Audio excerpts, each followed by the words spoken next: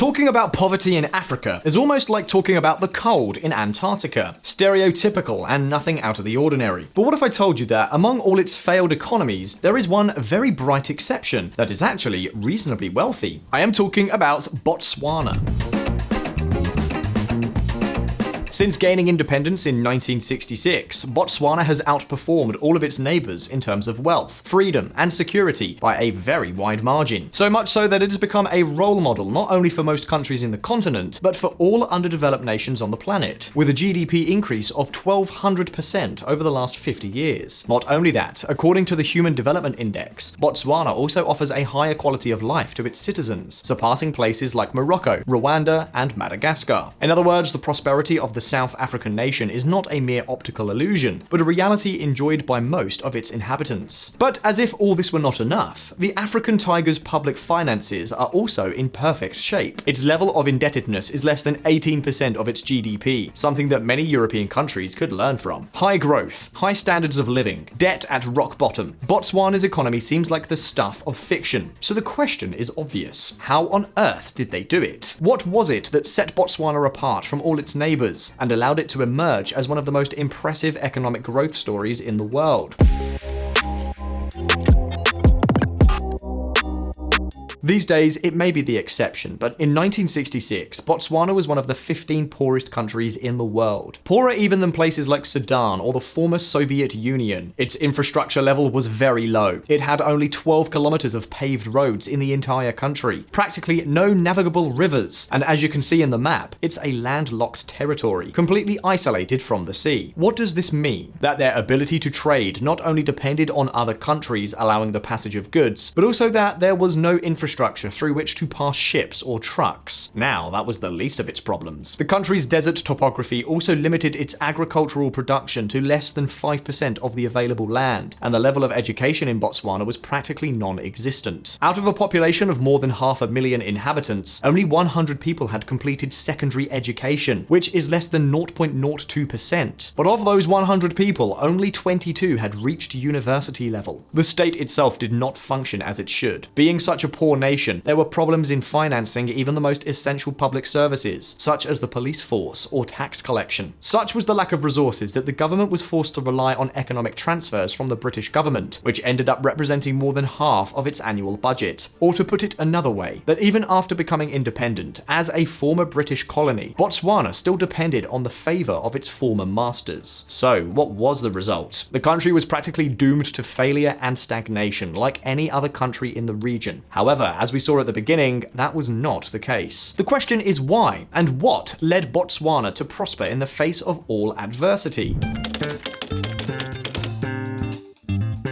Unlike many other African countries, Botswana had one of the most competent political leaders of the 20th century in its early years of independence. This is the tribal chief Seretse Khama. Khama founded the Democratic Party in 1961 and came to power with a single goal: to protect the country's democracy. Under his administration, he reorganized the state bureaucracy, made it more efficient, cheaper. Positions of responsibility were distributed on the basis of merit and not on the tribal affiliations of the candidates, and all this while guaranteeing the civil and political rights of the population. These measures may not sound like much to us in the West, but believe me when I tell you that in Africa during the last century, they were revolutionary. While other countries like Somalia were corrupt to the core due to the influence of tribal elites, Seretse Khama managed to build one of the few well-functioning African administrative systems. In fact, Botswana currently has one of the lowest levels of corruption in the world, surpassing even European countries such as Italy and Poland. And you may be wondering, so what was the key to its success? One word: education.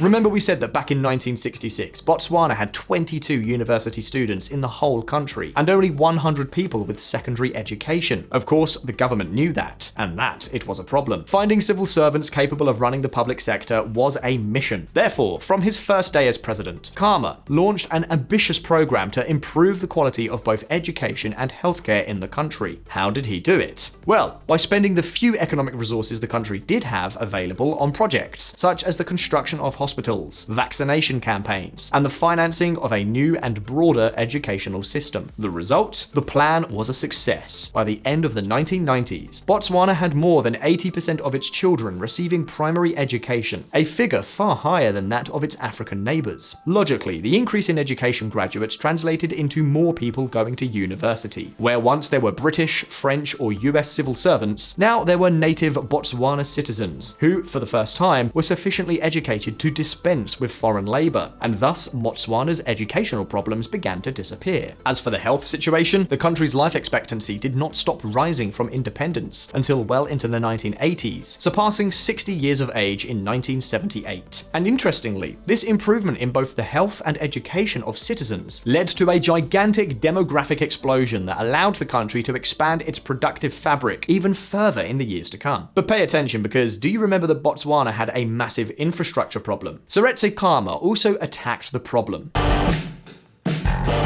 During the second half of the 20th century, the number of kilometers of paved roads in the South African country increased from 12 kilometers to 3,200 kilometers in 1992. This vertiginous expansion was possible thanks to the huge amounts of funds provided by the state, which was dedicated to back not only road construction, but also the expansion of the railroad system, airports, and telecommunications. As a result, transportation costs in the country were reduced to a minimum, and combined with a more educated workforce and increasingly modern infrastructure, productivity levels began to soar. And what happens when a country is more productive? Indeed, wages increase, living standards improve, and there is more investment. A virtuous circle that catapulted Botswana to success. Now, the more astute of you will have already noticed one thing. Where on earth did the money for all these development plans come from? I mean, it's all very well to build roads, improve healthcare and education, but that comes at a huge cost. And yes, it's true, in order to execute all these plans, Botswana needed a spark to give its economy the necessary impetus to grow. And can you guess which spark we are talking about? As you may already know, African countries are typically incredibly rich in natural resources. Most of them use these riches to corrupt or enslave the population, but in the case of Botswana, it was different. In 1967, the government encouraged several mining companies to investigate the country's surface. Huge deposits of copper and nickel were found. But a few years later, the De Beers Group made the biggest discovery of all, a fortune in diamonds. It turns out the South African nation has the second largest diamond reserves in Paris Hilton's own paradise on Earth. And as you can imagine, as soon as such a fortune was discovered, a debate arose as to who should benefit from it. After all, the diamonds were found on the island of Suanes, the tribe to which President Seretse Khama belonged. But at that time, the president made a very important moral and political decision. He decided not to hand over the diamond revenues to the elites of his own tribe, and instead made the state of Botswana the main shareholder in the exploitation of the mineral. In this way, Khama managed to unify his nation under the promise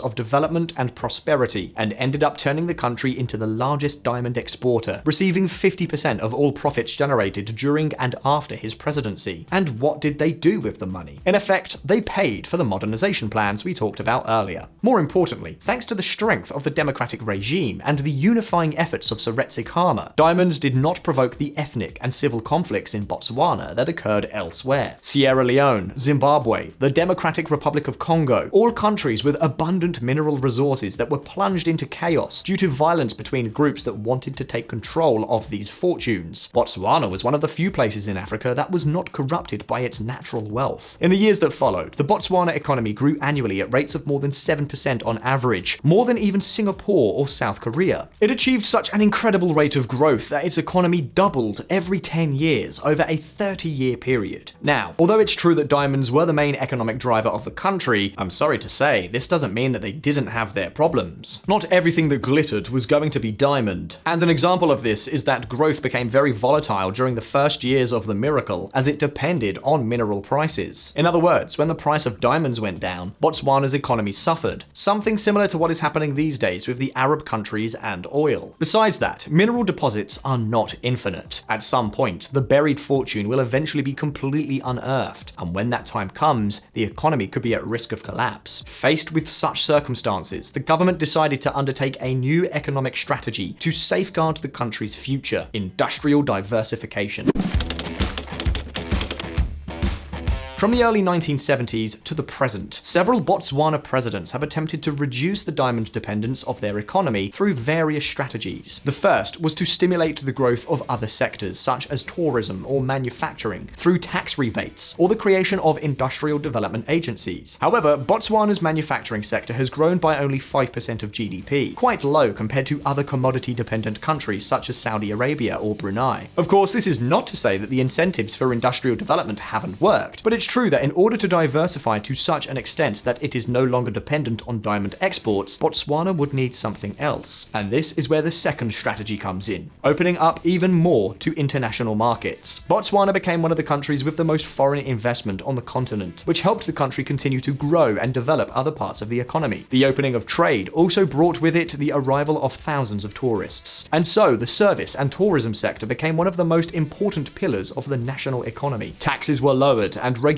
was cut, and along with a very conservative spending policy, these days Botswana has become one of the most economically free places on the planet, ranking 36th out of 184 and surpassing European nations such as Spain and France. Although just between you and me, that's not a very difficult bar to clear either.